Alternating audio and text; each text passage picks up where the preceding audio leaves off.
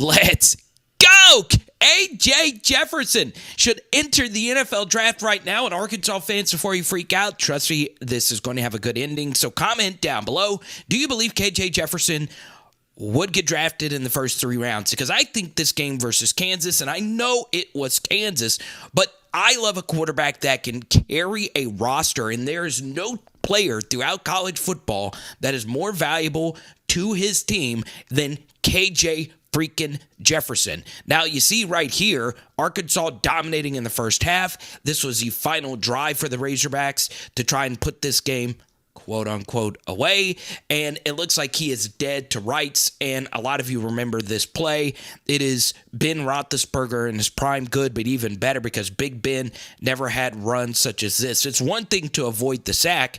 It's another thing to get through that rush. You see, this guy over here is just, wallowing in sorrow, and then KJ Jefferson splits through these two guys, runs right through them, picks up extra yardage here, and then gets a cheap shot at the end of this run, okay? Now, of course, there was an interception after this, which was only his 5th, and you can make a case that the receiver could have made a better play on the ball, but still, he probably shouldn't have thrown it versus inside leverage. But anyway, comment down below your thoughts, because I really do think KJ is in a true position of leverage.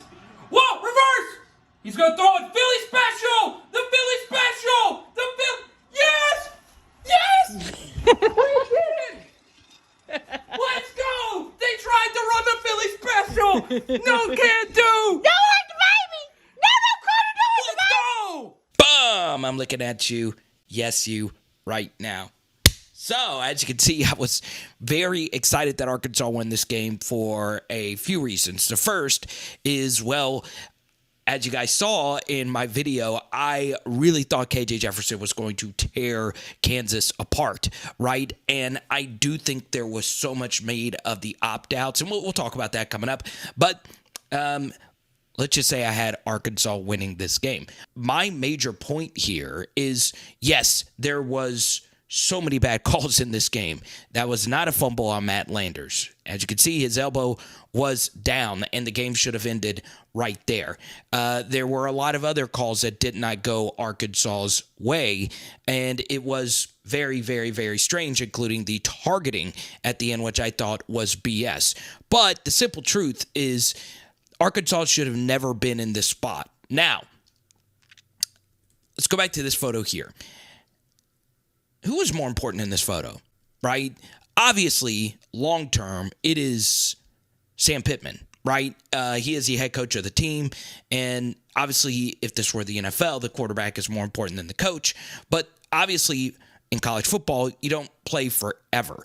The coach is more important than the quarterback, but not for that individual year. The quarterback is always the most important player on the team, coach or non-coach.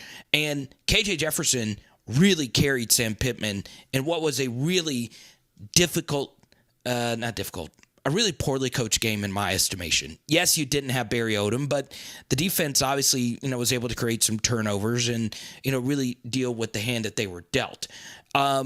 But Sam did not do the best job of managing this game. You have to be able to put a game away, and Arkansas special teams this year just hadn't really been all that great, and there were quite a few special teams errors. And obviously this game should have never gotten to where it was, and this is coming after Sam Pittman making a pretty inexplicable decision to, well, you guys know, versus Missouri, kicked the field goal when down 5 in the fourth quarter when you had a touchdown potential opportunity deep in Missouri territory. Now, I would say I told you so. Well, actually, I am.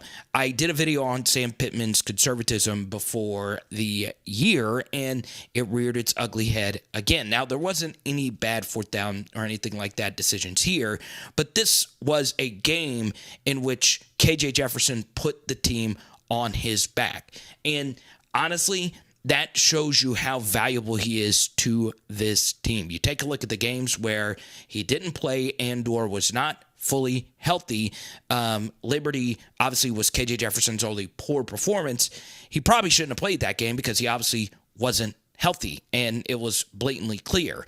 When he was healthy, he was very, very good. And look, the LSU game is probably very, very different if he was available. More on that in just a second. But you look at all this. You look at all these people that are happy. You look at this program. I'm not sure if Arkansas is winning any games this year if KJ Jefferson wasn't their quarterback. That's how valuable he was to this team, right? You probably aren't qualified for a bowl.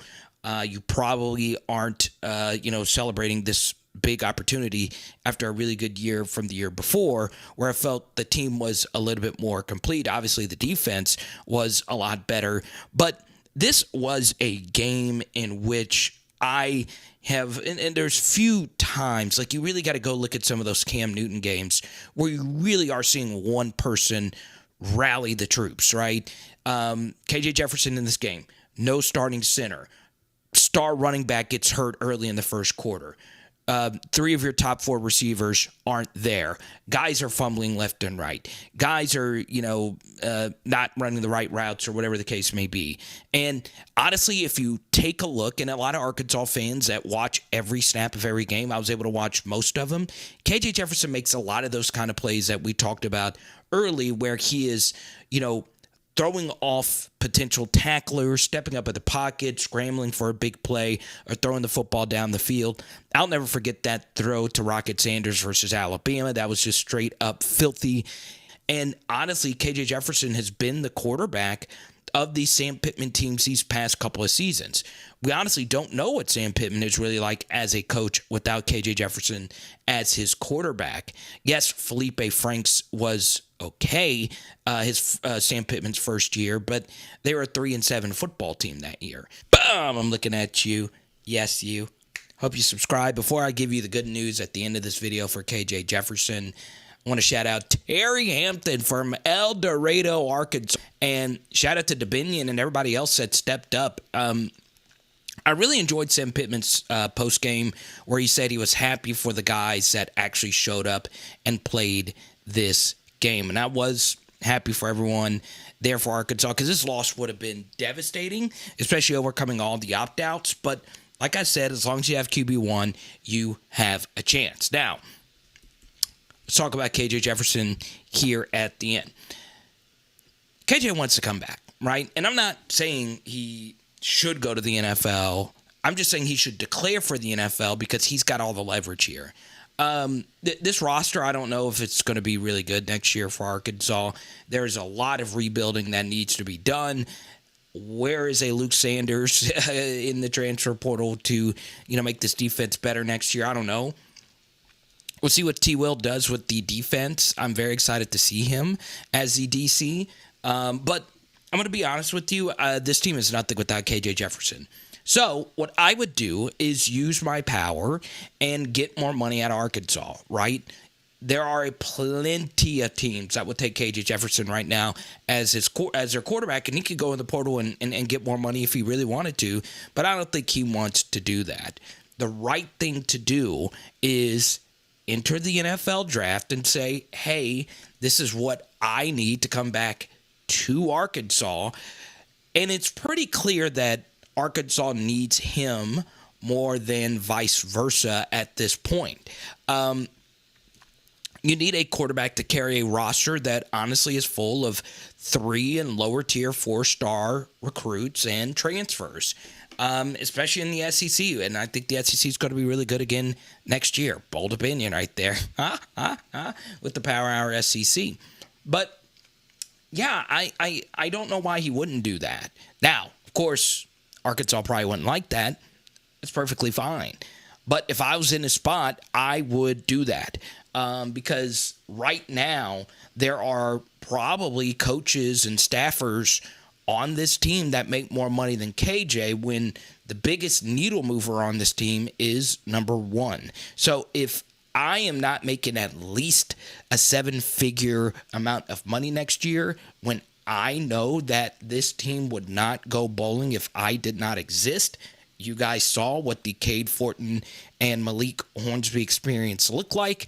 If I'm KJ, I am getting paid in some way or another.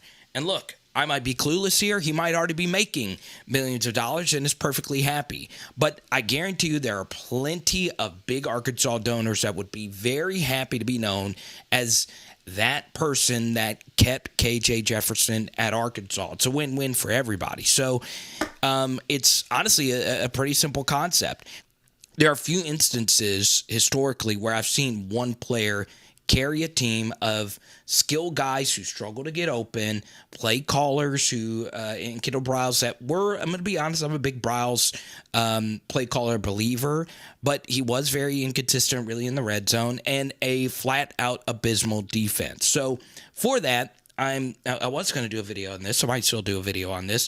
KJ Jefferson's also my vote for SEC MVP. He was not the best player in the SEC this year. I would lean towards Hendon Hooker being that, but he was the most valuable player, and there is a difference. And it is crazy when you see what this guy means to this roster. So if I'm KJ, I'm entering the NFL draft or the transfer portal and, using my leverage and trust me, Arkansas would fork the money over pretty daggum quickly. That might happen. That might have already happened. He might have already gotten a quote-unquote signing bonus with the announcement to come back. But get more. Why not? Hope you guys enjoyed this video. Comment down below. Do you believe KJ Jefferson would be a top 3 round pick? And Arkansas fans are really glad that, quote-unquote, we were able to get this W. It is Power Hour SEC Bomb. And tonight, I filmed this last part with gum. What are you doing tonight? We're getting some hibachi. Let's go.